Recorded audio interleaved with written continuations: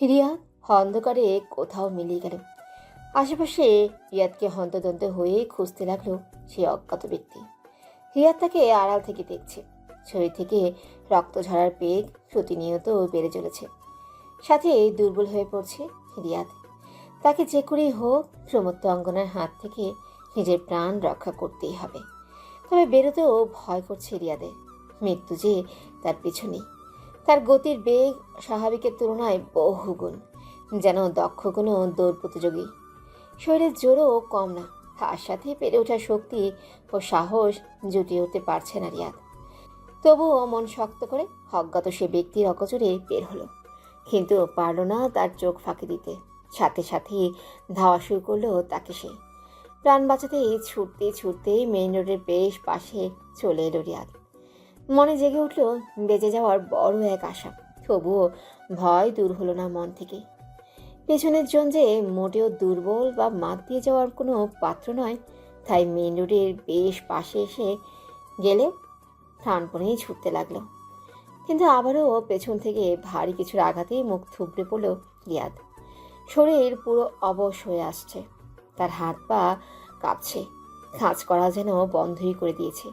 তাও হুমড়ি দিয়ে নিজেকে সামনে এগিয়ে নিয়ে যাওয়ার আপ্রাণ চেষ্টা করতেই লাগলো। এবার সে অজ্ঞাত ঘাতক তাকে টেনে পাক ফিরিয়ে নিল। ঘন ঘন নিঃশ্বাস ফেলে অস্পষ্ট বাক্যে বলল রিয়াদ, প্লিজ আমাকে মেরো না, ছেড়ে দাও প্লিজ। ভয় পাসনি, এখনই ছেড়ে দেব। কথাটা বলে রিয়াদকে টেনে দাঁড় করালো। রিয়াদ ভালো করে কিছু বুঝে ওঠার আগে তাকে শরীরে সমস্ত শক্তি দিয়ে প্রবল এক ধাক্কা দিল, যাতে রিয়াদ রাস্তায় গিয়ে আছড়ে পড়ার আগেই একটা গাড়ির সাথে ধাক্কা খেয়ে গেল। ফলকেই রিয়াদের শরীর বেশ দূরে গিয়ে ছিটকে পড়ল। গাড়িটা একটা ব্যক্তিগত কার ছিল। হয়তো চালক ভালো মানুষ ছিল, তাই গাড়ি থামিয়ে এগিয়ে গেল রিয়াদের কাছে। প্রমত্ত অঙ্গনা নামক সেই অজ্ঞাত ঘাতক আর পা বাড়ল না সেদিকে, বরং গাছগাছালি আড়াল হয়ে অন্ধকারে মিলিয়ে গেল। আদৃশ ডিভোর্স পেপারে সাইন করে দিয়েছি, বুকে পাথর রেখে। হঠাৎ কক্ষে প্রবেশ করলো হৃদিকা। কি, এখন তোমার আসার টাইম হলো? আরে কি করব বলো, আমার ওই বান্ধবী তো আসতেই দিচ্ছিল না। বলে নাকি আজকে থেকে যেতে, কিন্তু আমি তোমাকে ছাড়া বেশিক্ষণ দূরে থাকতে পারি না বলে এসেছি। ওকে, ওর স্বামী নিজে এসে আমাকে বাড়ির সামনে দিয়ে গেলেন। ভালো করেছ। আমি নিজে থেকেই তোমায় কোথাও দূরে থাকতে দেব না কখনো। তুমি শুধু আমার কাছেই থাকবে। বুঝেছি। তা হাতে ওটা কি? আমার আর আখির ডিভোর্স পেপার সাইন করে দিয়েছি আমি। তুমি অবশেষে আখিকে ডিভোর্স দিয়ে দিলে? এমনটা কেন করলে তুমি? আমি কখনো তা চাইনি। আমার জন্যই আজ তোমরা আলাদা হয়ে গেলে। আরে তুমি শুধু শুধু প্যারা নিচ্ছ। আখি আমার কাছেই ফিরবে, দেখে নিও। যখন দেখবে আমি সাইন করে দিয়েছি ডিভোর্স পেপারে, যখন বুঝতে পারবে আমাকেও সত্যি হারিয়ে ফেলছে, আমার থেকে দূরে চলে যাচ্ছে, তখন তখন সব ফেলে আবারও আমার কাছে ফিরে আসবে আখি। আর তুমি ওকে মেনে নিবে? অবশ্যই। তোমাকেও এত অপমান করলো তারপরও? ও আমার সাথে যা খুশি করতে পারে, কারণ আমি ওকে ভালোবাসি। আমি সেই অধিকার ওকে দিয়েছি। তুমি ফ্রেশ হয়ে নাও, আমি আসছি। অতঃপর আদৃশ কক্ষ ত্যাগ করলো। হৃদিকা বেশ খানিকক্ষণ তার যাওয়ার পানে তাকিয়ে রইল। রাত একটা। রিয়াদের অ্যাক্সিডেন্ট যে গাড়ির সাথে হয়েছে সে গাড়ির মালিক তারই দুঃসম্পর্কের আত্মীয় হন। তার এই অবস্থা দেখে লোকটি তাকে তাড়াতাড়ি করে পাশের মেডিকেল কলেজ হাসপাতালে নিয়ে আসে। ইমার্জেন্সিতে নিতে হবে রিয়াদকে। শরীরের বিভিন্ন অংশ তার থেতলে গেছে। এদিকে বর্তমানে হাসপাতালে কোনো ডাক্তার নেই। পেরেশানিতে পড়ল নার্সেরা। নার্সিরা ফোন করলো ডক্টর আশরাফ খানকে। স্যার, ইমার্জেন্সি রুগী এসেছে, অনেক রক্তপাত হচ্ছে তার। আধা ঘন্টার মাথায় চিকিৎসা শুরু না করা গেলে নিশ্চয় মারা যাবে, কিন্তু বর্তমানে কোনো ডাক্তার এখানে নেই। তোমরা যেভাবে পারো রোগীর টেক কেয়ার করো, রক্ত বন্ধ রাখার চেষ্টা করো, আর হাসপাতালের সবথেকে কাছের যে ডাক্তার থাকেন ওনাকে কল করে ইমার্জেন্সি আসতে বলো। Okay sir. হাসপাতালের সব থেকে কাছে একমাত্র আখির বাড়ি পড়ে। সেখান থেকেই তার বাড়ির দূরত্ব মাত্র 10 মিনিটের রাস্তা। তাই নার্স তাকেই ফোন করলো। এমার্জেন্সি ডাক কখনো অবহেলা করে না আখি। যত তাড়াতাড়ি করে পেরেছে চলে এসেছে। প্রায় 2 ঘন্টা অপারেশনের পর আখি রিয়াদকে বাঁচাতে সক্ষম হলো। যদিও আখির তাকে মোটেও পছন্দ না, কিন্তু আখি নিজের দায়িত্ব পালনে কখনো পিছপা হয় না। এত সময়ে সেখানে রিয়াদের পুরো পরিবারই চলে এসেছে। কান্নায় ভেঙে পড়েছে সকলেই। রিয়াদ বেঁচে গেলেও আশঙ্কা মুক্ত নয়। তাকে আইসিইউতে রাখা হয়েছে। জ্ঞান ফিরলে ভালো খারাপ কিছু বোঝা যাবে। কাজ শেষ করে আখি আবারও চলে যায় তার শান্তির নীড়ে। রাত 4টা। ব্যস্ত শহর ঘুমের দেশে তলিয়াছে। চারিদিক নীরবতার দখলে, জনশূন্য সব দিক। সমস্ত সে অঙ্গনার প্রিয় একটা পরিবেশ, যে আশেপাশে ভারী জমে উঠেছে। এই ঘন অন্ধকার জনশূন্য নীরব পরিবেশেই তো পাপীদের মৃত্যু আর্তনাদ শুনতে মজা পায় সে। নিজের কাজ অপূর্ণ রাখার অভ্যেসে তার কখনোই নেই। তাই চলে আসলো অপূর্ণ কাজে পূর্ণতা দান করতে। হাসপাতালে এসে সোজা আইসিইউ রুমে ঢুকে পড়ল। এগিয়ে গেল রিয়াদের ধারে। অতঃপর খুবই ধীর গতিতে তার শরীরে দেওয়া সকল সেলাই ও ব্যান্ডেজ আস্তে আস্তে খুলতে লাগলো। তার যেন এসব মজাই লাগছে।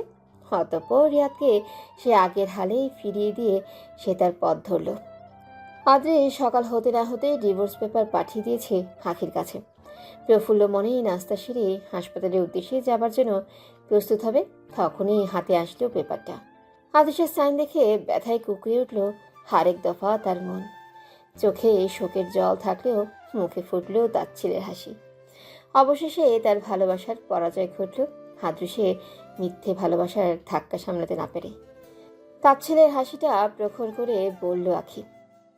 বারে ভালোবাসা যে কাল অবধি মৃত্যুর আগ অবধি ছাড়বে না বলেছিল, সেই আজ নেই দ্বিধায় ছেড়ে দিল। মানুষ এত নাটক জানে, আদৃশকে না দেখলে জানতামই না। আল্লাহ তাআলা আপনার কাছে হাজার শুকরিয়া আমাকে আদৃশের মিথ্যে ভালোবাসার জাল থেকে বাঁচানোর জন্য। অবশেষে আত্মসম্মানের সংগ্রামে জয়ী হলাম আমি।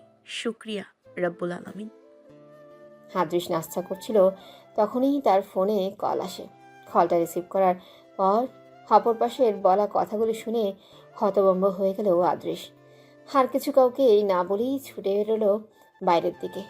এদিকে শুধু লক্ষ্য করলো আদৃশের কার্যকলাপ। আইসিইউ রুমে বেড জুড়ে রক্তের ছড়াছড়ি। রিয়াদের লাশের দিকে যে কারো তাকাতেই ভয় করছে। এত ভয়াবহ অবস্থা সহ্য করার ক্ষমতা যে সবার থাকে না। রিয়াদের লাশের পাশেও প্রমত্ত অঙ্গনার নামটা লেখা। তাজ্জবের ব্যাপার হলো নামের পাশে এবার বাক্য লেখা আছে। ভালোবাসার মর্ম যে প্রতারণা দিয়ে দেয়, তার হাল এমনই হওয়া উচিত। ইন্সপেক্টর জিসান নির্বাক হয়ে রইল। পাবের একটা বন্ধ রুমে ঈশানারও গলাকাটা লাশ পাওয়া গেছে, যার পাশে লেখা, লোভে পাপ, পাপে মৃত্যু, প্রমত্ত অঙ্গনা। কি করবে জিসান ভেবেই পাচ্ছে না। এই প্রমত্ত অঙ্গনা যে তার রাতের ঘুমও দিনের শান্তি হারাম করে দিয়েছে। তবে ছাড়বে না হে অজ্ঞাত খুনিকে। পণ করে নিয়েছে সে। যেভাবেই হোক না কেন থাকে তো জিসান ধরবেই। হাসপাতালে সিসিটিভি ফুটেজ চেক করলো জিসান। সেখানে শুধু হুডিওয়ালা মাস্ক পরিহিত একজনকে দেখা গেছে, যার হাতে মোজা, পায়ে শু। ওপর থেকে নিচ অবধি কালোতে ভরপুর। চেহারা দেখা বা শরীরের কোনো গড়ন কিছুই তো বোঝা যাচ্ছে না। বোঝা যাচ্ছে না। এমত অবস্থায় এই ফুটেজ দিয়েই বা কী হবে? গম্ভীর চিন্তায় পড়ে গেল জিসান। হাসপাতালে পড়েছে কান্নার রোল। পুলিশের দাবিতে রিয়াদের লাশ তাড়াতাড়ি পোস্টমর্টেমে নেওয়া হয়ে গেল। লাশ কাটা ঘরের বাইরের দিকে বসে কেঁদে যাচ্ছে রিয়াদের আত্মীয় স্বজন। এক পাশে বসে কেঁদে যাচ্ছে তার স্ত্রী, তার 2 সন্তানকে বুকে জড়িয়ে ধরে। রিয়াদ তাকে সত্য অর্থে ভালো না বাসলেও কী হলো, সে তো ভালোবেসেছিল। তার ভালোবাসায় তো কোনো খুঁত ছিল না। আখি দাঁড়িয়ে প্রখর দৃষ্টি নিক্ষেপ করে আছে মাসুমার উপর। তখন আদিত্য চলে আসলো সেখানে আখির খোঁজে। আখির উদ্দেশ্যে বলল, আখি, আধ ঘন্টার মধ্যে একটা ডিফিকাল্ট সার্জারি আছে, আমাদের দুজনকে থাকতে হবে। আদিত্য লক্ষ্য করলো আখি যেন তার কথায় কান দিল না, বরং তার পুরো মনোযোগ মাসুমার দিকে। আদিত্য এবার আখির কাঁধে হাত রেখে বলল, এমন কি দেখছো আখি? দেখছি কারো ভালোবাসার মানুষ হারিয়ে গেলে কতটা কষ্ট পেতে পারে তার গভীরত্বে হারিয়ে যাওয়ার চেষ্টা করছি। ভালোবাসার মানুষটা যেরকমই হোক না কেন, তাকে মন থেকে কখনো ঘৃণা করা যায় না। দেখো না ও কিভাবে কান্না করছে এক বিশ্বাসঘাতকের জন্য, যে তাকে রেখে অন্য নারীতে আসক্ত হয়েছিল। আজ তার মৃত্যুতেই সেই অভাগীর চোখের জল ঝরছে। রিয়াদ অন্য নারীতে আসক্ত ছিল মানে? আর তুমি এসব কেমন করে জানলে? এবার আখি আদ্রিতের দিকে তাকিয়ে খানিকটা হেসে বলল, সেটা না হয় আপনাকে নাই বা বললাম। সব কিছু শুনতে কেন মন চায় আপনার? মনে এত কৌতূহল থাকা ভালো না ডক্টর সাহেব। চলুন, সার্জারির আগে রোগীর অবস্থাও তো জানতে হবে। আখি আগে হাঁটা ধরলে পেছনে এলো আদ্রিত। ঠিক তখন আখির সামনে পড়ল আদৃশ। আখির পিছনে আদিত্যকে দেখে মুহূর্তেই তার রক্ত জ্বলে উঠল। আদৃশকে দেখেও না দেখার ভান করে তাকে পাশ কাটিয়ে চলে গেল আখি, যাতে তার মনের পীড়া বেড়ে দ্বিগুণ হলো। আদিত্য আদৃশের উপর তাচ্ছিল্য ভরা এক দৃষ্টিতে চোখ বুলিয়ে নিজেও পাশ কেটে চলে যেতে নিলে আদৃশ তাকে পিছু ডাক দিল। দাঁড়ান ডক্টর আদ্রিত। আদৃশের ডাকে আদিত্য থমকে দাঁড়ালো। এবার আদৃশ ধমকানো স্বরে বলল, আখির কাছ থেকে দূরে থাকবেন আশা করি। কেন? কারণ আখি শুধুই আমার। তোমার ছিল, কিন্তু তুমি তার মর্ম দিয়ে উঠতে পারোনি। তাই ও কারো হোক বা না হোক, তোমার তো একদমই না। বলে যাবেন না, আখি তখনও আমার ছিল। মনে তো তোমার রাখা উচিত ছিল যে আখি তখন তোমার ছিল না। ওকে আমি ভিক্ষে স্বরূপ দিয়েছি তোমায়। কথাটা কানে যেতে ক্ষিপ্ত হয়ে আদৃশ আদৃতের খলা চেপে ধরল। দাঁত কটমট করে বলল, আখি শুধুই আমার, কথাটা ভুলে যাবে না ডক্টর আদ্রিত, নইলে আমি আমার সীমা লঙ্ঘন করতে বাধ্য হব। আখির দিকে তোলা চোখ আমি উপরে ফেলতেও দ্বিধা করব না। আদিত্য এবার বেশ জোর ধাক্কা দিয়ে আদৃশকে সরিয়ে দিল নিজের কাছ থেকে। আদৃশ অনেকটাই পিছিয়ে গেল এতে। আদিত্য এবার ঝাঁঝালো গলায় বলল, সেদিনের মার মনে থাকলে তুমি আজ এই স্পর্ধা করতে না আদ্রিশ। আমার কলার ধরার মতো ভুলের মাসুলটাও এখনই সুদে আসলে নিয়ে নিতে সক্ষম আমি। তুমি তা ভালো করেই জানো। কিন্তু আমি হাসপাতালে কোনো সিন ক্রিয়েট করতে চাইছি না। তাছাড়া আমার আখির এভাবে এসব ভালো নাও লাগতে পারে। আর আমি কোনো রকম পীড়া দান করার কথা ভাবতেও পারি না। আর যেখানে রইল কথা আখিকে নিয়ে, আখি আমার ছিল, আমার আছে, আর আমারই থাকবে। মধ্যেখানে তুমি তো এসেছিলে শুধু ওর মনের ভুল। আখির জীবনের তিক্ততম অধ্যায় যা শেষ হয়ে গেছে। এখন আখির ভবিষ্যৎ জুড়ে শুধু আমারই অবস্থান হবে। ওকে আমি নিজের করে নেব, আগলে নেব নিজের ভালোবাসার পবিত্র বন্ধনে। পারলে ঠেকিয়ে নিও। কথাগুলো বলে আদিত্য কলা ঠিক করতে করতে চলে গেল। আদৃশ অসহায়ের মতো তাকিয়ে রইল তার যাওয়ার দিকে। সার্জারির উদ্দেশ্যে যাবে আখি আদিত্য। তখনই জিসান তাদের পথ আটকালেও। দাঁড়ান ডাক্তার আখি, জি বলুন ইন্সপেক্টর সিজান। আমরা আপনার বাড়ির সিসিটিভি ফুটেজ চেক করেছি। কাল রাত 4টের সময় কিন্তু আপনাকে পাওয়া যায়নি। আপনি কোথায় ছিলেন তখন? এক্সকিউজ মি ইন্সপেক্টর, আপনি একজন পুলিশ অফিসার, সব সময় যৌক্তিক জ্ঞান আপনার থাকা প্রয়োজন। এখন কোনো লোক নেই হয়তো যারা বেডরুম সিসিটিভি ক্যামেরা লাগায়। অ্যাটলিস্ট আপনি এমন কাজ করার কথা কখনো ভাবতেও পারিনি। আপনি সিসিটিভি ফুটেজ ভালো করে দেখেছেন নিশ্চয়ই। আমি কাল রাত প্রায় 3:30টার দিকে আমার বেডরুমে প্রবেশ করেছিলাম। সেখানে পরিষ্কারভাবেই আপনি তা দেখেছেন আশা করছি। আর তারপর আমি বেডরুম থেকে হয়তো সকাল 7টার দিকে বেরিয়েছি। এর আগে কক্ষ থেকে বেরোনোর কোনো ফুটেজ আপনি দেখেছেন বলে আমার মনে হয় না। দেখুন, আমি এক কথা বারবার বলতে মজা পাই না, তাও আপনাকে বলছি, প্রমাণ ছাড়া আখিকে হেনস্থা করতে আসবেন না, নইলে পরিণাম ভালো হবে না। আমাকে থ্রেট দিচ্ছেন? আমি সোজা কথা বলেছি। আপনি থ্রেট মনে করলে করতে পারেন, আখির কোনো আসে যায় না। কথাটা জানিয়ে আখি চলে গেল হোটি রুমের দিকে। আদিত্য এক পলক জিসানের দিকে তাকিয়ে আবার হাঁটা ধরল। আয়নার সামনে দাঁড়িয়ে আছে রিদিকা, বেশ সাজগোজ করছে। আদেশের মন ভালো থাকবে না আজ সে জানে। প্রাণপ্রিয় বন্ধু তার আজ পৃথিবী ছেড়ে চলে গেছে। মন মানসিকতা ভালো থাকার তো কোনো কথা না। তাই আজ সে আদেশের পছন্দের খাবার রান্না করেছে নিজ হাতে। তার দেওয়া শাড়ি পরে হালকা সাজগোজ করে নিয়েছে। এবার চুল আঁচড়ানোর পালা। চুল আঁচড়াচ্ছিল, হঠাৎ একগুচ্ছ চুল এমনিতেই তার হাতে চলে আসলো। স্বাভাবিকভাবে একসাথে এত চুল আসার কথা নয়। হৃদিকার চুল এমনিতেই অনেক কম পড়ে, কিন্তু আজকে হঠাৎ এমনটা হওয়ায় মনে পেরেশানির যোগান দিয়ে গেল তার। সার্জারি শেষ করে এসে আখি তার কেবিনে বসে আছে। হাজিত সেই রোগীর কিছু রিপোর্ট নিয়ে এলো আখির সাথে আলোচনা করতে। এদিকে আখি ডিভোর্স পেপারটা হাতে নিয়ে চোখের জল ফেলছিল। 3 বছরে গড়া সম্পর্ক, যতই তিক্ততা থাকুক না কেন, তার ভেঙে যাওয়া মেনে নেওয়ার ক্ষমতা যে কেউই সহজে আয়ত্ত করে উঠতে পারে না। আখির অবস্থাও যে সে একই রকম। হাদৃশি বা বাকি সবার সামনে নিজেকে দুর্বল করতে না দিলেও নিজের কাছে নিজের দুর্বলতাকে দিয়ে ঢাকবে আখি। কেমনি দিবে মনে সান্ত্বনা? তখন আখির কেবিনে দরজা একটু খোলা অবস্থায় থাকলে হাদির তাকে কান্নারত অবস্থায় বাহির থেকেই দেখতে পায় অনেকখানি, যাতে বুকের ভিতরখানা তার মুহূর্তেই ব্যথাময় হয়ে গেল।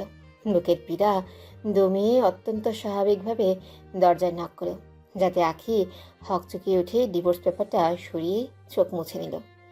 মুখে মিথ্যে হাসি কোনোরূপ টাঙিয়ে হাদিতকে ভেতরে আসতে বলল। আসলে মিসেস রেহনার রিপোর্টগুলো নিয়ে এসেছিলাম, তোমার সাথে এ নিয়ে কিছু কথা ছিল। আরে আপনি কেন এলেন? আমাকে ডাকিয়ে নিলে পারতেন। তোমার যাওয়া আর আমার আশা একই তো।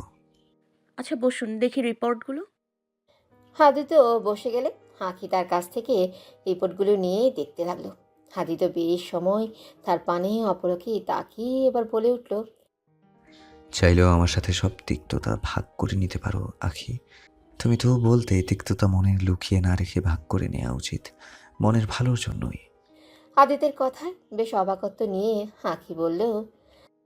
আপনি কি বলতে চাইছেন পরিষ্কার করে বলবেন? আমি পরিষ্কার করেই বলছি আখি, তুমি বোঝো।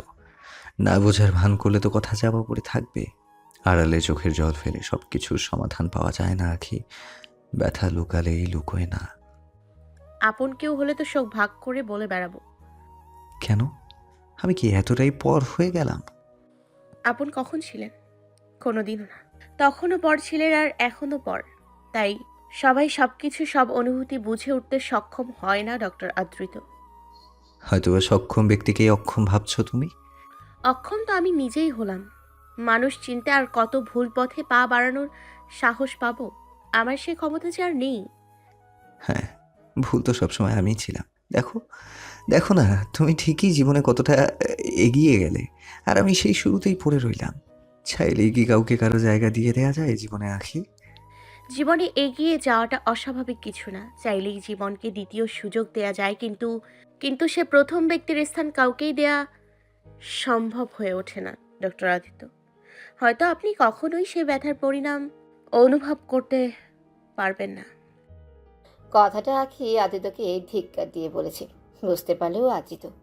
তবে আখি কেন তাকে ধিক্কা দিবে এমনভাবে? আদিত তো আখির জন্যই তাকে ছেড়ে গেল, কারণ আখি তো শুধু আদৃশকেই ভালোবাসত। আখি আবার বলল। রিপোর্টগুলো ঠিক আছে দেখছি। আপনি রোগীর ঔষধগুলো লিখে দিন। আমি আজকেও ছুটি নিয়েছি, কারণ রাতে এমার্জেন্সি দেখতে গিয়ে ঘুমোতে পারিনি। শরীরটা খারাপ লাগছে, চলি। আমি পৌঁছে দিই। লাগবে না, এমনিতে একা নিজেকে সামলে নিতে পেরে গিয়েছি, আর কাউকে প্রয়োজন নেই। আদিত তখন আখির চোখে ছলছল করে ওঠা জল স্পষ্ট দেখতে পেল, যা হয়তো সে গড়িয়ে পড়তে না দেওয়ায় সম্পূর্ণ চেষ্টা করে গেছে। চলে গেল আখি। আদিত পাথরের ন্যায় সেখানেই দাঁড়িয়ে রইল। জিসান প্রমত্ত অঙ্গনা সম্পর্কে বেশ সন্ধান সংগ্রহ করতে সক্ষম হয়েছে। হেসাই সুমন উৎসুক স্বরে জিজ্ঞেস করল। স্যার, আপনার মনে হয় না এই প্রমথ অঙ্গনা কোনো ছেলে? হয়তোবা পুলিশকে বিভ্রান্ত করার জন্য নিজেকে নারী বলে দাবি করছে। না, এই প্রমত্ত অঙ্গনা একজন নারী, আর এরা একজন না, দুজন। একজন আসল, আরেকজন নকল। আসল প্রমত্ত অঙ্গনার আবির্ভাব 13 বছর আগে, আর নকলজনের 4 বছর আগে। প্রমত্ত অঙ্গনা সম্পর্কে আমরা যে বিস্তারিতগুলো খবর পেয়েছি তার মোতাবেক সে আজ অবধি যতটা খুন করেছে তাদের সবাই হয়তো পরকীয়াকারী ছিল, নয়তো ধর্ষক, নয়তো এমন নারীরা যারা অন্যের স্বামীকে নিজের করে পেতে চেয়েছে, আর সে সকল লাশের পাশে তাদের মৃত্যুর কারণও লিখে দিয়ে গিয়েছে। সে খুনগুলো খুব বিচক্ষণতার সাথে করে থাকে। প্রথমে শিকারকে মাথায় আঘাত করে তাকে দুর্বল করে তারপর তার উপর ছুরি দিয়ে প্রহার করে। আপনি এত নিশ্চিন্ত হয়ে কিভাবে বলতে পারেন প্রমথ অঙ্গনা দুজন? কারণ প্রমত্ত অঙ্গনা আজ অবধি যতটা খুন করেছে সবাই এক ধরনের অপরাধী ছিল। কারণ প্রমত্ত অঙ্গনা আজ অবধি যতটা খুন করেছে সবাই এক ধরনের অপরাধী ছিল, সমাজের পতনের সাথে জড়িত কিছু ব্যক্তিত্ব, যাদের লাশের পাশে তার নামের সাথে তাদের খুনের কারণও লেখা ছিল। কিন্তু গত 4 বছর আগের 2টা খুন এদিকে এখন কলি আর লিজানের খুনগুলো প্রমত্ত অঙ্গনা করেনি, বরং নকল প্রমত্ত অঙ্গনা করেছে। কারণ তাদের লাশের পাশে নাম ব্যতীত কিছু লেখা ছিল না, যেখানে প্রমত্ত অঙ্গনা কখনো খুনের কারণ লিখতে ভুল করে না। রিয়াদের পোস্টমর্টমের রিপোর্ট অনুযায়ী তার অ্যাক্সিডেন্টের আগে তার শরীরে ছুরির আঘাত করা হয়েছিল, আর রিয়াদ আর ঈশানের খুন আসল প্রমত্ত অঙ্গনাই করেছে, কারণ তাদের লাশের পাশে খুনের কারণ দেয়া ছিল। 13 বছর আগ থেকে যখন প্রমত্ত অঙ্গনা খুনগুলো শুরু করেছিল তখন পুলিশের তদন্ত অনুযায়ী তার খুন করার ধরন খবরের কাজ টিভি বা গণমাধ্যমে প্রচার করা হয়েছিল। হয়তোবা সেসব খবর থেকে তার খুন করার ধরন আয়ত্ত করে কেউ ব্যক্তিগত শত্রুতা মিটিয়ে নিয়ে খুন করে প্রমত্ত অঙ্গনার নামে ব্যবহার করে বেঁচে যাওয়ার চেষ্টা করেছে। এই নকলজন মাত্র 4টে খুন করেছে, কিন্তু প্রমত্ত অঙ্গনা পুরো 30টের উপর। 30টের উপর? কি বলছেন স্যার? হ্যাঁ সুমন, এইমাত্র আমি খোঁজ পেলাম যে গত 13 বছর আগ থেকে প্রমত্ত অঙ্গনা খুন করে আসছে। ইন্সপেক্টর ইশিয়াতকে 6 বছর খোঁজ করার পরও না ওকে পেতে সক্ষম হয়েছেন আর না তো ওকে দমাতে। এরপর এই পুলিশ স্টেশনে আমার আগমন ঘটে। গত 6 বছরে এই শহরে প্রমত্ত অঙ্গনা ধারা 2টি খুন হলেও বাংলাদেশের বিভিন্ন শহরে আরও 17টির মতো খুন এখনও অবধি গণনা করা গেছে। যাদের খুন প্রমত্ত অঙ্গনা করেছে খোঁজ নিলে হয়তো এর থেকে বেশি খুঁজে পাওয়া যাবে। একে নিয়ে সকল পুলিশ কর্মকর্তারা নিরাশতায় ভুগছে, কিন্তু প্রমত্ত অঙ্গনা সব থেকে বেশি খুন আমাদের ঢাকাতেই করেছে। তাই আমরা যতদূর মনে হয় ওর বাসস্থান ঢাকাতেই, ওকে খুঁজে বের করার চাপটা আমার উপরেই পড়েছে এখন, আর আমি ওকে খুঁজে বের করবই। আমরা এই প্রমত্ত অঙ্গনাটাকে যতটা হালকাতে নিচ্ছি ততটা সোজা না। ওকে খুঁজে বের করা, ও এক শান্ত মস্তিষ্কের সাইকো কিলার, সব ধরনের যোগ্যতা ও দক্ষতা সম্পূর্ণ বুদ্ধিমত্তা ও প্রচুর তার। তাই ওকে খুঁজে বের করতে হলে আমাদের সেই নকল প্রমত্ত অঙ্গনা অবধি আগে পৌঁছাতে হবে। হয়তো বা ওকে ধরতে পারলে আসল জন অবধি পৌঁছা যেতে পারে। রাত 10টা 25। হাদিতের মন ভালো নেই। আখির কথা মন থেকে সরাতেই পারছে না। আজকে আখির মন খারাপ হওয়ার কারণ নিজেকেই মনে হচ্ছে। হাদিত তো নাও পারতো আখির সাথে এভাবে কথা বলতে, তবে আখি বা কেন তাকে এমন ধিক্কার দিল কিছুই বুঝে উঠতে পারছে না আদ্রিত। কিন্তু এমন সময় সে কিছু বুঝতেও চায় না। তার মন যে আখির সন্নিকটে যাওয়ার যুদ্ধে জয়লাভে উঠে পড়ে লেগেছে। কালো রঙের একটা শার্ট হাতে ঘুড়ি পরে নিল, তারপর চুলগুলো ঠিক করে সদর দরজা দিয়ে বেরিয়ে যাবে তখন সামনে প্রকট হলো রিঙ্কি। আরে কোথায় যাচ্ছ আদ্রিত? আসার পর থেকে তো ভালো করে কথাটাও বলনি, একটু বসো না। রিঙ্কি, আমার আর্জেন্ট কাজ আছে, তাই যেতে হবে। তুমি নিজের রুমে যাও। কি শুরু করেছো? আসছি থেকেই তো রুমে বসে আছি, কোথাও তো ঘুরতেও নিয়ে গেলে না। তোমার দেশে অতিথি আসতে নাকি এমন করে লোক? সমস্যা নেই, কালকে মা বাবার সাথে করে বেরিয়ে আসো কোথাও। আমি এখন চলি। আদ্রিত কথা শোনো। হাদিত আর না দাঁড়িয়ে চলে গেল। রিঙ্কি অভিমানে নাক মুখ কুচকে নিল মুহূর্তেই। তখন আদিত্যের পরিবারে বাকি সবাই সেখানেই বসে গল্পগুজব করছিল। শায়লা মির্জা এবার বেশ বড়সড় হাসি দিয়ে বললেন, রিঙ্কি মা, কালকে রেডি থেকো, আমরা সবাই মিলে আমার এক বান্ধবীর বাসায় যাব না, কেমন? কথাটা শুনিয়ে রিঙ্কির কুচকানো চেহারা আরও কুচকে গেল। কোনো রকমের জবাব দিল, দেখি গেলে বলবো। অতএব নিজের রুমে চলে গেল। শায়লা মির্জা ফিক করে হেসে দিলেন। শায়লা, তুমিও না এমনটা কেন করো বলো তো ওর সাথে? তো ওর সাথে করব না তো কার সাথে করব? ছেলের ঘাড়ে পেটনি চড়বে আর আমি চড়তে দিব? মা, তুমিও না, তোমাকে নিয়েও আর পারা গেল না। দেখো না, রিঙ্কি না আবার তোমাদের দুজনকে কোনো ইঞ্জেকশন দিয়ে পৃথিবীর বাইরে পাঠিয়ে দেয়। ভুলে যেও না, ডাক্তারও। কথা শুনি সবাই একে অপরের দিকে তাকিয়ে হেসে দিল। আখির ফোনে কল আসলো গার্ড ফয়সালের। ম্যাম, ডক্টর আজই তো এসেছেন, তাকে কি ভিতরে আসতে দেব? অবশ্যই, ওনাকে পাঠিয়ে দিন। অল্প সময়ে কলিং বেল বেজে উঠলে হাকি নিজেই এগিয়ে গেল দরজা খুলতে। দরজা খুলেই দেখতে পেল নিচে বেশ বড়সড় একটা কেক রাখা, যাতে লেখা শুভ জন্মদিন হিটলার। হাকি পেছন মুড়ে দেয়ালে ঘড়িতে দেখতে পেল রাত ঠিক 12টা বাজে তখন। দরজার সামনে নিচে পুরো জায়গা জুড়ে হরেক রঙের বেলুন শোভা পেয়েছে। চোখ তুলে সামনে তাকিয়ে দেখল তার গার্ড সহিত হাজিত হাতে বেলুন নিয়ে দাঁড়িয়ে আছে। সবাই একসাথেই বলে উঠল, শুভ জন্মদিন ম্যাম।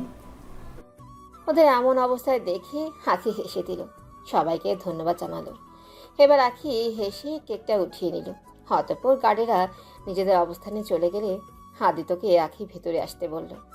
হাকি খুশি মনে বলল ও আদিত্যকে, ধন্যবাদ ডক্টর সাহেব। সরি। কেন? দিনে এইভাবে তোমার সাথে কথা বলা হয়তো ঠিক হয়নি। সেটা তো ওভাবে কথা বলার আগে ভাবা উচিত ছিল আপনার। এখন আর মাফ চেয়ে কী লাভ? কেন এসছেন আপনি? চলে যান, আমার আপনাকে দেখতেই মন চাইছে না। আখি, এসব কি বলছো তুমি? আসলেই আমি দুঃখিত। তো আমি কি করব আপনার দুঃখিত দিয়ে? মাথায় দিব না পায়ে পড়ব? যত সব। আখির কথা শুনে আদিত্য অসহায়ের মতো তাকিয়ে রইল। আদিত্যের দিকে বেশ খানিক সময় রূঢ় দৃষ্টিতে তাকিয়ে ঠিক করে হেসে উঠে বলল, আপনি সেই আস্ত ঢ্যাঁড়সেই রয়ে গেছেন, একটুও বদলাননি। এমন একটু আধটু কথার জন্য কেউ সরি বলতে আসে? একসময় তো সরির বলতে চাইতেন না, সে কি দম্ভ! আর আজকে এক ক্ষমা না পাওয়ার বদলে কেমন নিরামিষ চেহারা উপস্থাপন করলেন আপনি মুহূর্তে। হাকিরও হাসতে হাসতে নেই। আদিত্য বলকে বিলীন হলো তার হাসি মাখা মুখের মায়া। কতদিন পর সেই মুক্তছড়া হাসি দেখার সৌভাগ্য হলো তার। আদৃশ রিয়াদের জানাজা পড়ে চলে এসেছিল বাড়িতে। প্রিয় বন্ধুর মৃত্যুতে আজ অনেক জল ঝরিয়েছে চোখের, মাথাটা অনেক ধরেছে, তাই চোখ বন্ধ করে শুয়ে আছে চিত হয়ে। মাথায় ঘুরছে তখন আদিত্যের বলা আকিকে নিয়ে কথাগুলো। মনে জন্মেছে অসীম ভয়। হাকিকে যদি আদিত্য আবার চিনি নেই তবে সে কি করবে এবার? হঠাৎ নিচ থেকে হৃদিকার কান্নার শব্দ শুনে তাড়াহুড়ায় বেরিয়ে এলো আদৃশ। এসে দেখল হৃদিকা নিজের চুল তার মায়ের হাত থেকে ছাড়ানোর চেষ্টা করছে। দৃশ্যটা সহ্য করতে না পেরে আদৃশ হুঙ্কার দিয়ে বলল, মা, এসব কি করছো? ওকে ছাড়ো। আদৃশ এগিয়ে গিয়ে তাকে ছাড়াবে, তার আগেই হৃদিকা নিজেকে ছাড়িয়ে নিল। আদৃশ এবার গর্জে বলল, তোমার সাহস হলো কি করে মা হৃদিকার চুলে হাত দেওয়ার? বাবা, ও অভিনয় করছে। ও নিজে থেকে আমার হাত দিয়ে এমনভাবে ধরেছিল যে মনে হয়েছে আমি ধরেছি। মিথ্যে বলো না মা। হৃদিকা, বলো কি হয়েছে? কিছু হয়নি, তুমি যাও। হৃদিকা, বলো। তুমি না বললেও আমি জেনে যাওয়ার জন্য রাস্তা বের করে নেব, তাই বলো জলদি, কি হয়েছে এখানে? লুকানোর আর কোনো রাস্তা নেই এমন ভাব নিয়ে হৃদিকা বললে ফেলল, আসলে আজকে আদিল ভাইয়া যখন বাইরে যাচ্ছিলেন তখন কিছু টাকা দিয়ে আমি আমার প্রয়োজনে কিছু জিনিস আনতে বলেছিলাম। ভাইয়া সবার বলা জিনিস আনলেও আমারগুলো আনলেন না। আর যখন জিজ্ঞেস করলাম কেন আনলেন না, তখন বললেন উনি আমার চাকর না, আমার বলা জিনিসগুলো আমার কথা মতো নিয়ে আসবেন। আমি তখন বললাম, আমি আপনাকে চাকর ভাববো কেন? ছোট বোন হিসেবে অধিকার মনে করে বলেছি। এমনটা ভাববেন জানলে আমি ওনাকে কখনো নিজের জিনিসগুলো আনতে বলতাম না। কথাগুলো শুনে এসেই মা আমার চুলমুঠো ধরে ধরলেন। আমি নাকি মুখে মুখে তর্ক করি, ফকিন্নির মেয়ে হয়ে বড় বড় কথা বলি। হৃদিকা সবকিছু মিথ্যে বলছে আদৃশ, ওর কথায় আসিস না।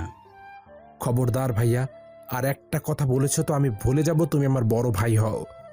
তোমাদের সায় দিয়ে আমি মাথায় তুলেছি। তোমরা কি ভেবেছ তোমরা যা তা করবে আর আমি মেনে নেব? না ভাইয়া, ভুলে যেও না, তোমরা সবাই আমার টাকায় খেয়ে পড়ে আছো, তাই আমার স্ত্রীর সাথে এরপর ব্যবহারটা ঠিক করে করবে আশা করছি। নয়তো নয়তো তোমাদের সাথে সব সম্পর্ক ত্যাগ করতে বাধ্য হব আমি। কখনো এমনটা ভাবিনি যে তোমাদের সাথে এরকম করে কথা বলতে হবে, কিন্তু কিন্তু তোমরা আমাকে বাধ্য করলে। হৃদিকা, আজ থেকে তোমার যা চাই তুমি আমাকে বলবে, নয়তো কাজের লোক দিয়ে আনিয়ে নেব। উপরে খেয়ে পড়ে এদের গায়ের চামড়া মোটা হয়ে গেছে, তাই মনুষ্যত্ব গুলিয়ে খেয়েছে। চলো এবার কক্ষে যাই। আদৃশ ঋতিকাকে নিয়ে চলে গেল। তিনজনা অশ্রুসিক্ত চোখ তাকিয়ে রইল তাদের দিকে। আখি কেকটা টেবিলে রাখবে, কিন্তু তার আখি হাত থেকে ভুলবশত কেকটা চড়ে পড়ে গেল। আখি জিহ্বায় কামড় দিয়ে হাদিতের দিকে তাকালো, অতঃপর অসহায়ের মতো মুখ বানিয়ে বলল, সরি ডক্টর সাহেব। হাদিতও গোমড়ো মুখ করে বলল, তুমি একটুও বদলাওনি, মিস প্যারা ছেলে আর প্যারাই আছো। আখি এবার চট করে একটা বড় হাসি মুখে টাঙিয়ে বলল, আমি আপনার জন্য মিস প্যারা থাকবো সারা জীবন, দেখে নেবেন আপনি। এবার প্যাচের মতো মুখ করে না থেকে চলুন কেক বানাই। আখি আদিতের হাত ধরে কিচেনের দিকে টেনে নিয়ে যেতে শুরু করলো। আদিত 6 বছর পূর্বে আখির সাথে কাটানো সেই মুহূর্তগুলোতে চলে গেছে এক পলকেই। ক্ষণগুলো তো এমনই ছিল। আজ আখির জন্মদিন। আজকের দিনে কত রকমভাবে আখিকে জন্মদিনে শুভেচ্ছা জানাতো আদৃশ, কতভাবেই উদযাপন করত। আর আজকের এই দিনই সে আখির বিরহ দহনে ফুটছে। ইচ্ছে করছে তার উড়ে চলে যেতে আখির কাছে। পাশে শুয়ে আছে ঋতিকা, অসম্ভব সুন্দরী এক রমণী, কিন্তু আজ তার এত পাশে থেকেও তার প্রতি তেমন কোনো টান অনুভব করছে না, যেমনটা আখির পাশে থাকলে করতো আদৃশ প্রতিনিয়ত। কি করবে আদৃশ? সব কিছুই তো অসহ্য লাগছে তার। আখি কেক বানাচ্ছে আর আদি তো ধ্যান ধরে দেখে যাচ্ছে তাকে। হঠাৎ আখি বেশ খানিক চকলেট আঙুল দিয়ে হাদিতের নাকে মেখে দিল, তারপর হেসে বলল, এই যে চোখ কানওয়ালা, এভাবে কারোর দিকে হা করে তাকিয়ে থাকা ঠিক না। ঠিক সময়ে বিয়ে হয়ে গেলে দোষটা চলে যেত আপনার। এই যে তুমি আমার চরিত্রে কি দোষ দেখেছো? বারে, আমি চরিত্রে দোষ কখন বললাম? কথায় আছে না, চোরের মনে পুলিশ পুলিশ। তুমি কিন্তু আমায় আবার কথা জালে ফাঁসাচ্ছ। কেউ ফেসে গেলে আমি কি করব? হয়েছে হয়েছে, এখন আর নিরামিষ চেহারাটাকে আর নিরামিষ বানাতে হবে না। কেকটা হোক, তত সময় আমরা ছাদ থেকে ঘুরে আসি, মনে হয় বৃষ্টি আসবে। আখি আদিতে হাত টেনে নিয়ে এবার ছাদের দিকে হাঁটা ধরল। মুষলধারে বৃষ্টি নেমেছে। হনহনিয়ে বহমান হাওয়া যেন শীতের আগমনী বানিয়ে দিয়ে যাচ্ছে। শীতল পরিবেশে উষ্ণতার ছোঁয়া পেতে দুই নরনারী যেন একে অপরকে বেছে নিল প্রেমময় আশ্রয় হিসেবে। অঙ্গাঙ্গি হয়ে দুজন দাঁড়িয়ে আছে, উপচে পড়ছে দুজনের গরম নিঃশ্বাস একে অপরের উপর। এতটা কাছে এসে আর যে দূরে যাওয়ার মনোভাব গড়ে তুলতে সক্ষম হচ্ছে না। আজ যেন সব কিছুই তাদের মধুর মিলনের হাস রেখে বসে আছে। আজ পরিবেশটাও যেন তাদের মনের তালে তাল মিলিয়ে দুলে উঠছে। আর কি চাই তুই প্রেমিক হৃদয়ের? ভালোবাসার অতলে তলানোর জন্য। তাই আর দেরি করতে চাইল না সে। প্রেম পিয়াসু দুটি মন অধরে অধর জমিয়ে দিল আখি আদৃত নামক যুবক ও রমণী। সাথে সাথে হক চুকিয়ে ঘুম থেকে উঠল আদৃশ। খারাপ স্বপ্ন দেখেছে সে। আখি আদৃত কিস করছিল, মুহূর্তটা চোখের সামনে থেকে সরছেই না।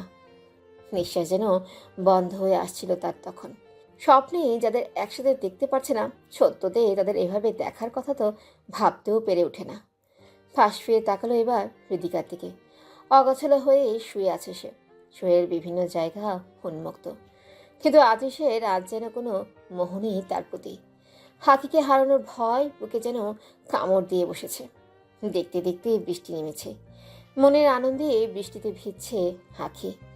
আদিত ওকে বারবার ভেতরে চলে আসতে বলছে, তবে কেই শুনে কার কথা। হ্যাঁ আখি, ভেতরে আসো, জ্বর আসবে। পারলে এসে নিয়ে যান দাদু মশাই। তুমি এভাবে আসবে না তো? না। দাঁড়াও, আসছি। অতঃপর আদিত্য এগিয়ে গিয়ে আখিকে টেনে ভেতরে আনতে গেলে আখি ওকে উল্টো জব্দ করে বসল।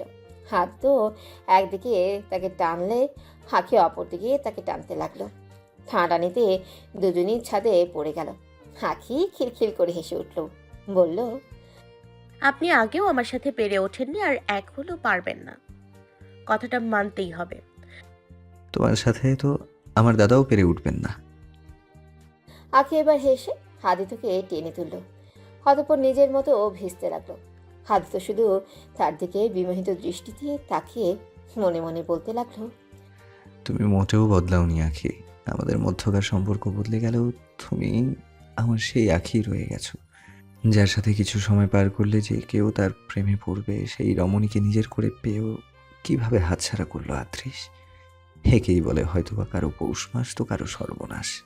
পৌষ মাসটা আমার কপালে অবশেষে জুটলো, যা আমি আর কখনো হারাবো না। সর্বনাশটা না হয় আদৃশেরই থাকলো। তোমাকে এবার নিজের করে নেওয়ার সকল পন্থাই অবলম্বন করব আমি আখি। তুমি যে শুধুই আমার। অনেকক্ষণ বৃষ্টিতে ভিজে দুজন ঘরে চলে আসলো। তবে আদিত্য কি পড়বে? বাড়িতে কোনো ছেলে মানুষের কাপড় তো নেই। ভিজে বেড়ালের মতো আদিত্য সামনে দাঁড়িয়ে আছে। রাখি নখ কামড়ে ভেবে যাচ্ছে কি পড়াবে আদিত্যকে। হঠাৎ মনে পড়লো তার কাজের লোক রহমতের কথা। ঘরে দুজন কাজের লোক, রহমত আর আরেকটা কাজের মেয়ে কাজ করে। রহমত মিয়াকে জিজ্ঞেস করলো, এবার রাখি, রহমত চাচা, আপনার কাপড় আছে তো? মা, তৈলে শার্ট থাকলেও প্যান্ট নাই, আমি তো লুঙ্গি পরি। কথাটা শুনেই আঁখি দাঁত কিলিয়ে এবার আদিত্যর দিকে তাকালো। আদিত্য ভালো করেই চিনে আঁখিকে, তাই ঝটপট বলে উঠলো, একদম না, আমি ভিজে কাপড়ে থাকবো, সমস্যা নেই, বাড়ি গিয়ে চেঞ্জ করব। তাছাড়া আমি লুঙ্গিও পরি না। জীবনে পড়েননি, আজকে পরে নেবেন, সমস্যা কই? রহমত চাচা থাকতে আপনি কষ্ট করবেন কেন? চাচা, আপনার একটা লুঙ্গি শার্ট সহিত নিয়ে আসুন তো। কথাটা বলে আঁখি মুখ চেপে হাসতে লাগলো। আজ 3 বছর আঁখির জন্মদিন নামক এই দিনটায় বিষাদ ছেয়ে থাকে খান মেনশনে। জন্মদিনে কত হই হুল্লোড় করে বেড়াতো আঁখি পুরো খান মেনশনে। সবার কাছেই তার হরেক ধরনের আবদার থাকতো। দুষ্টুমি ফাজলামতে মশগুল রাখতো সবাইকে সারাদিন। এই ঘরের মানুষ থেকে জড়বস্তু কীটপতঙ্গ অবধি যেন প্রায় আঁখির শোকে শোকায়িত হয়ে থাকে। বাড়িটা যেন প্রাণহীন আজ 3 বছর ধরে আঁখি ব্যতীত। আশরাফ খান মেয়ের এই জন্মবার্ষিকীতেও না খেয়ে ঘুমিয়ে পড়ার চেষ্টায় মগ্ন হয়ে আছেন। প্রতি বছর জন্মদিনে যে মেয়ে বাবার হাতে খাবার আবদার করে বসত, যে বাবার গলা দিয়ে এমন দিনে খাবার কি করে নামবে।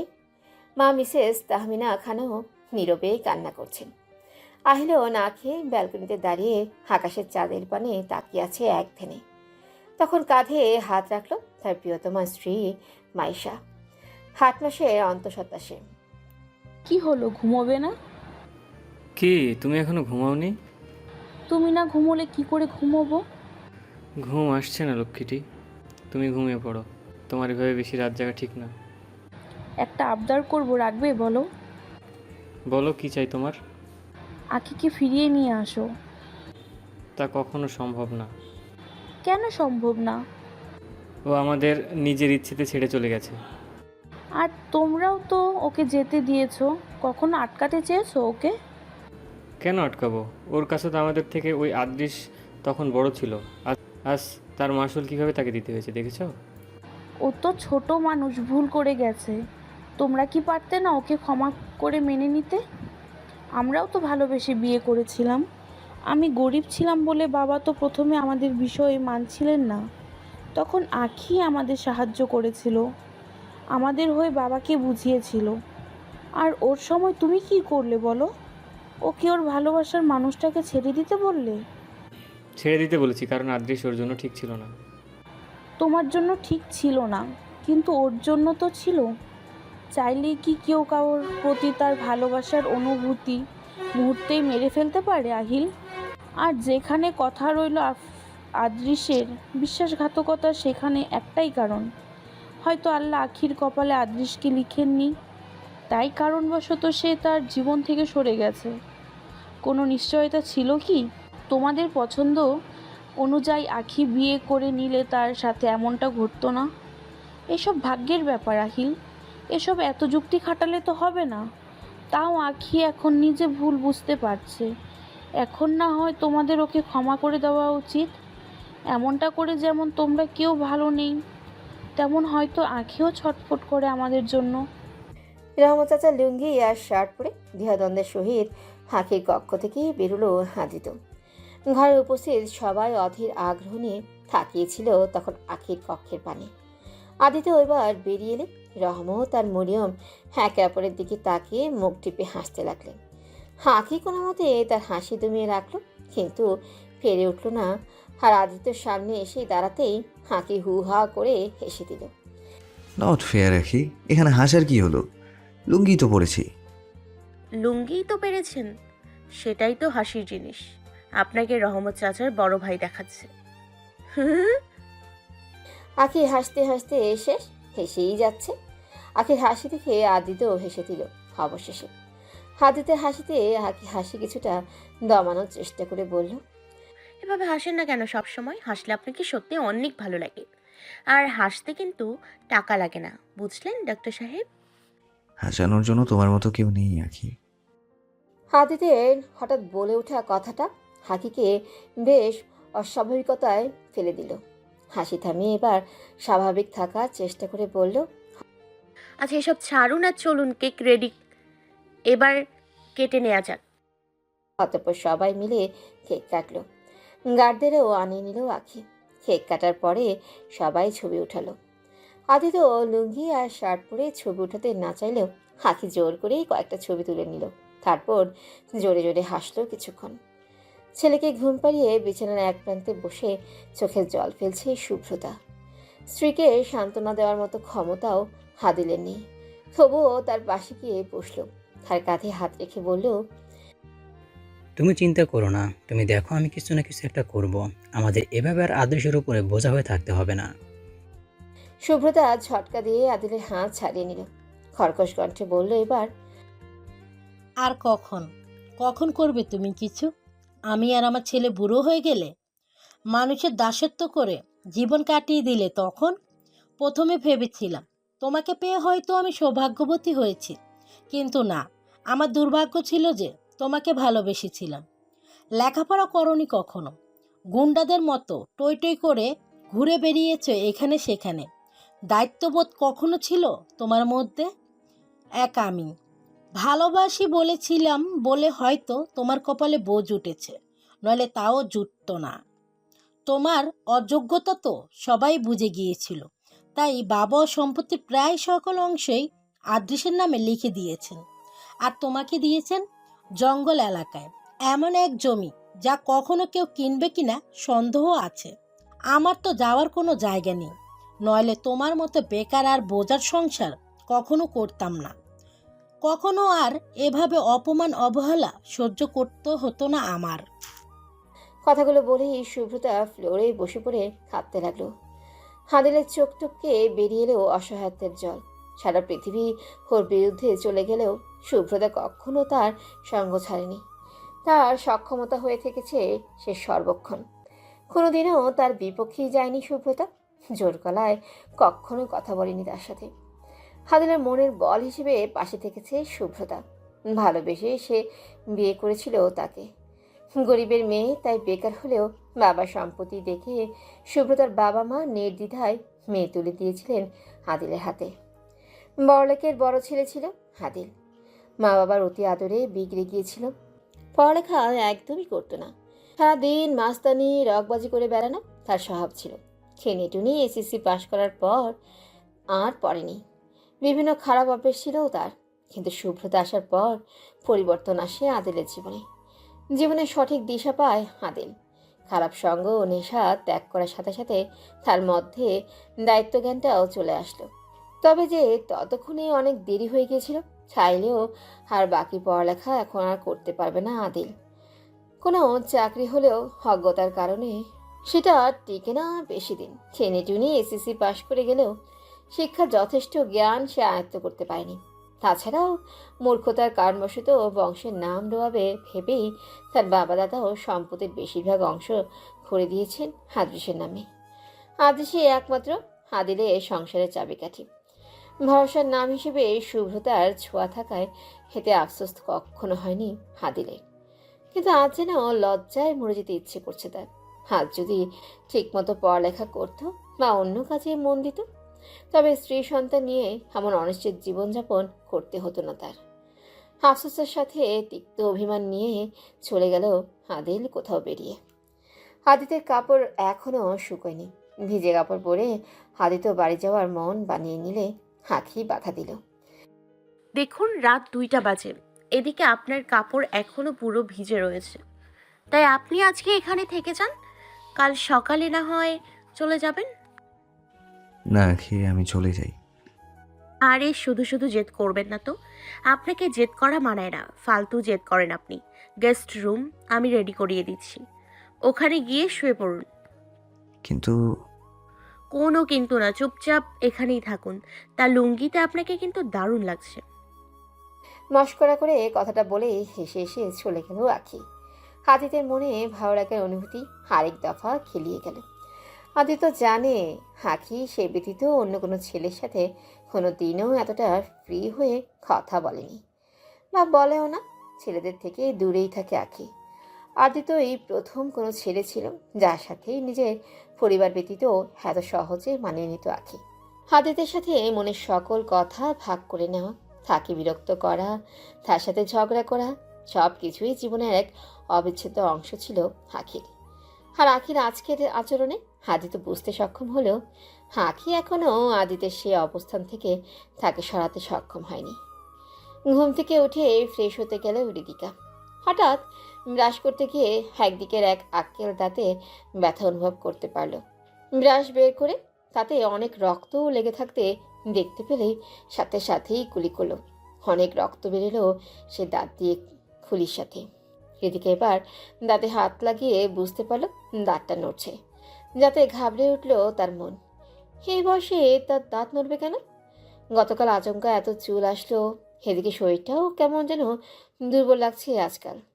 বিষয়টা কি আদৃশকে তার জানানো দরকার? না, এদিকে এসব কথা বর্তমানে আদৃশকে জানাবে না। সে নিজেই ডাক্তারের কাছে যাবে ভেবে নিয়েছে। সারাটা রাত্রি বিনিদ্র গেল শুভ্রতা। রাগের মাথায় আদিলকে এত সব কথা শুনিয়ে গিয়েছিল সে। আদিল চলে যাওয়ার অনেকক্ষণ পর সে তার কৃতকর্মের জন্য আফসোস করতে শুরু করলো। সারা রাত বাড়ি ফিরেনি আদিল। ফোনও অফ আসলো তার, যা পেরেশান করে তুলল শুভ্রতার মন। আদিলকে যে বড্ড ভালোবাসে সে, সব জেনেই তো আদিলকে মেনে নিয়েছিল সে। তবে আজ কিভাবে এমনটা করে যেতে পারলো? কিভাবে মাফ করবে নিজেকে শুভ্রতা? সাত সকালে ঘুম থেকে উঠে পড়ল আদিত্য। কাপড়গুলো শুকিয়ে গেলে পরে নিল এবার। সকালের শুরুটা আখির হাসি মাখা মুখ দেখেই করতে চাইল, তাই ফ্রেশ হয়ে আগে তাকেই খুঁজতে শুরু করলো। কিন্তু কোথায় সে? হাট তো কোনো খোঁজ নেই। আখিকে খুঁজতে খুঁজতে বাগানের দিকে গেল আদিত্য। বাগানের দোলনাতে বসে রাতে ওঠা ছবিগুলো দেখছিল আখি। হাদিতে লুঙ্গি পরনের ছবি দেখে এখনও অনেক হাসি পেল আখির। অল্পতেই মনে পড়ল আখির সে বিষাদময় দিনগুলোর কথা, যেদিন আদিত্য নামক ভালোবাসার মানুষটাকে সে ডক্টর সানিয়ার সাথে দেখেছিল। বুকের ক্ষতের পরিমাণ সেদিন সয়ে যাওয়ার সীমারেখায় ছিল না। কিশোরী মন সেদিন পাগলের মতো কেঁদেছিল। আদিত্য যখন দেশ ছেড়ে চলে যাচ্ছিল সেদিন মরে যেতে মন চাইছিল আখির। আদিত্যের ছবি বুকে নিয়ে কত দিন আর কত রাত সে কেঁদে অতিবাহিত করেছে তা শুধু আখিই জানে। একসময় যে সে অসুস্থ হয়ে পড়েছিল, পীড়া সহ্য করতে না পেরে নিজেকে শেষ করে দেওয়ার চেষ্টায় কলেজের ছাদ থেকে লাফ দিতে গিয়েছিল।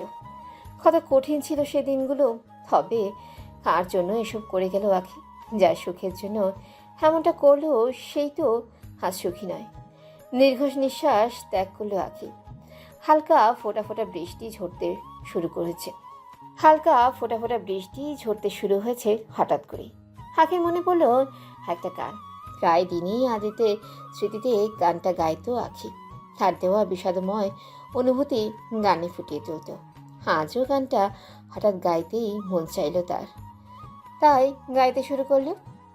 ও গো বৃষ্টি আমার চোখের পাতা, ছুঁয়ো না আমার এত সাধের কান্নার দাগ, ধুইও না।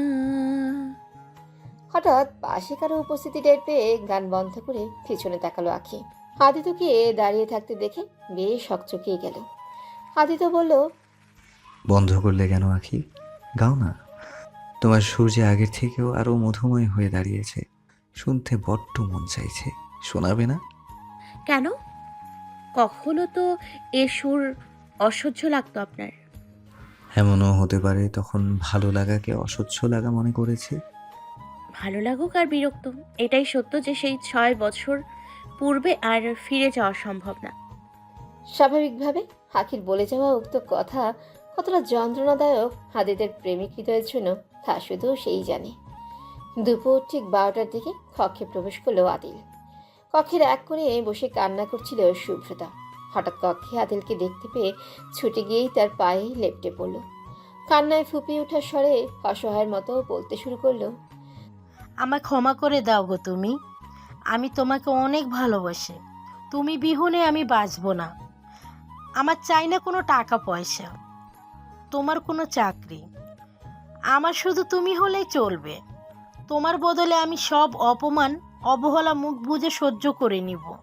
শুধু তুমি আমায় ছেড়ে যেও না। আমি রাগের মাথায় কি না কি বলে গেছি। তুমি আমায় মারো, গালিগালাজ করো, কিন্তু আমাকে ছেড়ে যেও না। আদিল এবার শুভ্রতাকে পা থেকে টেনে তুলে বুকে জড়িয়ে নিয়ে কান্না মিশ্রিত কণ্ঠে বলল, পাগলি বউ আমার, এভাবে কেউ কাঁদে? অধিকার খাটিয়ে তুমি না রাখলে কে রাখবে আমার উপর? কীভাবে ভাবলে তোমাকে ছেড়ে আমি চলে যাব? জীবনে অনেক ভুল করেছি আর না, আমি অনেক জায়গায় কথা বলে এসেছি। সপ্তাহখানেকের মধ্যে কোথাও না কোথাও একটা চাকরি বা কাজ হবেই। তখন তুমি, রিহান আর মা সবাইকে নিয়ে আমি আলাদা কোথাও চলে যাব। আর দেখে নিও, তোমাদের সবার দায়িত্ব পালনে আমি সক্ষম হয়ে দেখাবো। দেখতে দেখতে কেটে গেল বেশ কিছুদিন। ভালোই যাচ্ছে আখির দিনগুলো। আজ আবারও রাতে রাইড করার ইচ্ছে জাগলো মনে, তাই বাইক নিয়ে বেরোলো। খান মেনশনের বাহির থেকে বাড়িটা দেখে আসলো সে। রাত প্রায় 11টা। বাড়ির রাস্তা দিয়ে বাইক নিয়ে ঢুকছিল আখি, কিন্তু হঠাৎ বাইকের চাকায় কিছু লেগে বাইক নিয়ন্ত্রণ হারায় আখি। যথেষ্ট দক্ষ থাকায় পড়ে যাওয়া থেকে নিজেকে বাঁচিয়ে নেয়। বাইক একপাশে রেখে রাস্তার দিকে তাকিয়ে আখি দেখতে পায় কিছু কিল পড়ে আছে। বুঝতে পারে অনেক কিছুই। বিচক্ষণতা নিয়ে চোখ ঘোরালো এবার। তার ষষ্ঠ ইন্দ্রিয় তাকে কিছু ইঙ্গিত দিয়ে দিলে পেছন থেকে মাথায় কিছুর বাড়ি পড়ার আগেই বড় সে লাঠিটা পাকড়াও করে আখি লাঠি ধরেই পেছনের জনকে ঘুরিয়ে সামনে এনে হ্যাঁ খুশি দিয়ে মাটিতে ফেলে দেয়। দেখতে পায় হুডিওয়ালা মাস্ক পরিহিত কাউকে। হুডিওয়ালা অজ্ঞাত সেজন উঠেই আখির উপর আবার আক্রমণ করতে আসলেও হাত থাকা ছুরি দিয়ে। ছুরিঘাত করার আগে আখি তার হাত ধরে একটা মোচড় দিল, যাতে ব্যথায় কুকড়ে উঠে ছুরিটা ছেড়ে দিল সে। আখি তাকে বেশ জোরালো কয়েকটা ঘুষি আর লাথি দিল। অজ্ঞাত জন আখির গায়ে একটাও আঁচড় দিয়ে উঠতে সক্ষম হলো না, বরং আখির সাথে পেরে না উঠে মুখ থুবড়ে মাটিতে পড়ল। এবার হাতের পাশে লাঠি পেয়ে আবারও আখির উপর আক্রমণ করতে গেলে আখি লাঠিটাও ধরে নেয়। তারপর সেই লাঠি কেড়ে নিয়ে তার পিঠ বরাবর প্রহার করলে আবারও মুখ থুবড়ে পড়ে গেল সে। আখি এগিয়ে গিয়েই তার মাথা মাটির সাথেই চেপে ধরে, অপর হাতে তার এক হাত পেছন দিকে দিয়ে মুড়ে ধরে। এবার কর্কশ গলায় বলল, কে তুই? আমার সাথে কেন লাগতে এসছিস? লাগতে আসবি ভালো কথা, ক্ষমতা দেখে তো আসবি, শুধু শুধু মার খেলি। এবার বল, কে তুই? আমাকে কেন মারতে এসছিস? কিছুই বলল না সেজন। অজ্ঞাত ব্যক্তির হুড়িটা অনেক আগেই মাথা থেকে সরে গেছে, চুল খোপা করা, যাতে কাঠি লাগানো। আখি এবার তার চুল বেশ জোরেই মুট করে ধরল। বল কে তুই, নইলে এখনই সব চুল ছিঁড়ে ফেলবো। এত মারবো যে নিজেকে নিজেই ভুলে যাবি। বল কে তুই, কে? বল। বলবি না তো ঠিক আছে, এখনই তোর মুখোশ খুলে দেখছি তুই কোন ক্ষেতের মূলা। আখি তাকে নিজের দিকে ফিরিয়ে এবার তার মুখোশ খোলার চেষ্টা করলো। সে তাকে ধাক্কা দিয়ে উঠে পালাতে শুরু করে। আখিও বেশ গতিতে তাকে ধাওয়া করলো। আখির সাথে দৌড়ে পেরে ওঠারও ক্ষমতা সেজন খুলিয়ে উঠতে পারছে না। আখি তার অনেক পাশে এসে তাকে ধরার জন্য হাত বাড়ালে তার খোপাতে তার হাত চলে যায়। এক টান দিলে তার খোপার কাটা সহিত কিছু চুল আখির হাতেই চলে আসে। কিন্তু সে জন অন্ধকারে কোথাও মিলিয়ে যায় প্রাণ বাঁচিয়ে। হাজির দিকে আসলো ডাক্তারের কাছে, একাই এসেছে। নিজের শরীরের এমন পরিস্থিতি সম্পর্কে সে আদৃশকে জানাতে চায় না বর্তমানে কিছু। বড্ড ভয় হয় তার আদৃশকে হারিয়ে ফেলার। যে আদৃশ তার প্রাণের প্রিয়া হাকির উপর হৃদিকাকে নিয়ে এলো, সামান্য বাচ্চার দোহাই দিয়ে তাকে নিয়ে কিভাবে কোনো সুযোগ নেবে হৃদিকা? আদৃশ আজ 2 দিন হলো একটা কাজে শহরের বাইরে গেছে। সেই সুযোগে ডাক্তারের কাছে চলে আসলো হৃদিকা। ডাক্তার তাকে চেক আপ করে কিছু টেস্ট করানোর জন্য দিলেন। সেই টেস্টগুলো করে বসে রইল রিপোর্টের জন্য। এবার তার রিপোর্ট দেখে বেশ চিন্তিত হলেন ডাক্তার। ডাক্তারের দুরাশাগ্রস্ত চেহারা দেখে অস্থিরতা আরও বেড়ে গেল হৃদিকার। জিজ্ঞেস করলো ডাক্তারকে, কি হয়েছে ডাক্তার? কি সমস্যা দেখলেন আমার? দেখুন মিসেস হৃদিকা রহমান, আপনার কোনো রোগ হয়নি, বরং আপনার শরীরে এক ধরনের ভাইরাস পাওয়া গেছে। হোয়াট? ভাইরাস? কিন্তু আমার শরীরে ভাইরাসের উৎপত্তি কিভাবে হলো? সেটা উৎপত্তি হয়নি, বরং সেটা আপনার শরীরে অবধি পৌঁছানো হয়েছে। এই ভাইরাসের বিষয়ে এখন তেমন কিছু বলতে পারবো না, কারণ ভাইরাসটা নতুন ধরনের একটা ভাইরাস। আমি নির্দ্বিধায় বলতে পারি এটা মানুষ্য সৃষ্টি, যা কোনো মাধ্যম ব্যতীত আপনার শরীরে প্রবেশ করেনি। উক্ত ভাইরাস আপনার শরীরে কর্মক্ষমতা নষ্ট করে দিচ্ছে। এখন আমার কি করণীয় আছে ডাক্তার? কি হবে আমার? আরে ঘাবড়াবেন না, ভাইরাসটা এখন আপনার শরীরে অল্প পরিমাণে আছে। আমি কিছু ওষুধ লিখে দিচ্ছি, আপনি সেগুলো সেবন করুন। আর আপনার ব্যবহার্য সকল পুরাতন পণ্য বদলে ফেলুন, সেগুলো থেকেও সমস্যা হতে পারে। আমাকে ভাইরাসটা নিয়ে একটু রিসার্চ করতে হবে। এটা সম্পর্কে ভালোভাবে জানার পরেই আপনাকে যথেষ্ট কোনো তথ্য আমি দিতে পারবো। হাঁকি কাঠিটা হাতে নিয়ে অনেকক্ষণ ধরেই তাকিয়ে আছে। কাঠিটা কোথাও যেন দেখেছে আঁকি, খুব খেয়াল করে হয়তো তখন দেখেনি, নয়তো আঁকির স্মৃতি খুবই প্রখর, মনে করে নিত মুহূর্তেই। তবুও মস্তিষ্কে প্রচুর জোর দিয়ে ভাবছে তাকে সে অজ্ঞাত জন পর্যন্ত পৌঁছাইতেই হবে। তাকে যে বড্ড প্রয়োজন আঁকি। কিন্তু হঠাৎ খেয়াল করলো আঁকি দেরি হচ্ছে হাসপাতালে যাওয়ার জন্য, তাই ওটা রেখে দিল একটা ড্রয়ারে। তারপর খাবার থেকে পরার জন্য কাপড় বের করবে, তখনই খাবারের একটা তাকের উপর চোখ গেল। নীল রঙের র্যাপিং পেপারে আবৃত বক্স। মনে পড়লো ওটা আখির জন্মদিনে আদৃত দিয়েছিল। আখি সেটা সেই যে রেখেছিল, এখনো খোলার কথা মনে নেই। এবার বক্সটা হাতে নিয়ে খুলে নিল। ভেতর থেকে বেরিয়ে এলো কালো রঙের একটা কাতান শাড়ি। অদ্ভুত সুন্দর তার কাজ। এক কালারের শাড়িটা সোনালি রঙের পায়ের, আঁচলের দিকে হালকা কাজ। কালো শাড়ি বলতে আখির ভালো লাগার একটা বড় অংশ।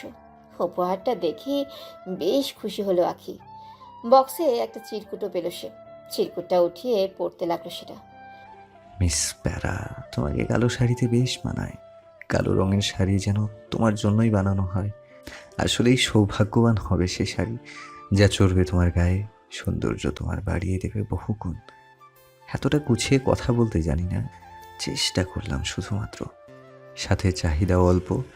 একদিন গায়ে জড়িয়ে নিও এই সৌন্দর্য, হয়তো আকাশের চাঁদটাও হার মানবে সেদিন তোমার রূপে। তোমার রূপের তেজে ঈর্ষান্বিত হয়ে হয়তো লুকাবে সেদিন মেঘাতলে চোখা নাকওয়ালা। চিরকুটটা পড়ে আঁকি হেসে দিল। চোখা নাকওয়ালা ডাকটা আঁকি প্রায় ডাকতো আদিত্যকে, যাতে বিরক্ত হতো আদিত্য, খুব চেঁচিয়ে উঠতো কখনো কখনো। আর আঁকি তাকে উত্তক্ত করেই মজা নিত। কখনো আদিত্য আখির বা অন্য কোনো নারী প্রশংসা করেনি। আজ তার মুখে নিজের জন্য প্রশংসা শুনে কি প্রতিক্রিয়া করবে ভেবে পাচ্ছে না। স্যার, আজ কয়েকদিন থেকেই এত খোঁজ নিয়েও আমার পমতাঙ্গনা সম্পর্কে তেমন কোনো সন্ধান পেলাম না। এদিকে ঈশানা আর রিয়াদের দুটো ফোনই আমরা পামের পিছনের জঙ্গল থেকে পেলাম, কিন্তু দুজনের লাশ তো আলাদা 2 স্থানে ছিল। কিছুই তো বুঝে ওঠা যাচ্ছে না। ব্যাপারটা খুব সিম্পল। ঈশানের সাথে অবৈধ সম্পর্ক ছিল রিয়াদ। সে রাতে তারা একসাথে ছিল পাবে, সাথে প্রমোদ অঙ্গনাও ওদের উপর নজর রাখছিল। তখন সুযোগ বুঝে সে সেখানের একটা বন্ধ রুমে ঈশানকে মেরে ফেলে রাখে। অতপর তার ফোন দিয়ে রিয়াদকে ঈশানা সেজে পাবো এর পিছনের দিকটায় আনিয়ে নিয়ে তাকেও প্রাণে মারার চেষ্টা করে। কিন্তু রিয়াদ হয়তো কোনো রূপ নিজেকে বাঁচাতে জঙ্গলে রাস্তা দিয়ে মেন রোডে উঠতে গিয়েছিল। তখন নিজে থেকে বেখেয়ালে নয়তো প্রমোদঙ্গনার ধাক্কায় গাড়ি নিচে এসে যায় রিয়াদ। আর তারপর তো প্রমোদঙ্গনা হাসপাতালে এসেই তাকে মারতে সক্ষম হয়। কিন্তু স্যার, পমতাঙ্গনা হাসপাতালে কিভাবে প্রবেশ করলো? কারণ হাসপাতালের সামনে সিসিটিভি দিয়ে তো ওকে প্রবেশ করতে দেখা যায়নি। ও হাসপাতালের সামনে দিয়ে প্রবেশ করেনি, এদিক দিয়ে গেলে ধরা পড়ার সুযোগ বেশি ছিল হয়তো, তাই খুব সম্ভবত হাসপাতালের পিছনের দিক দিয়ে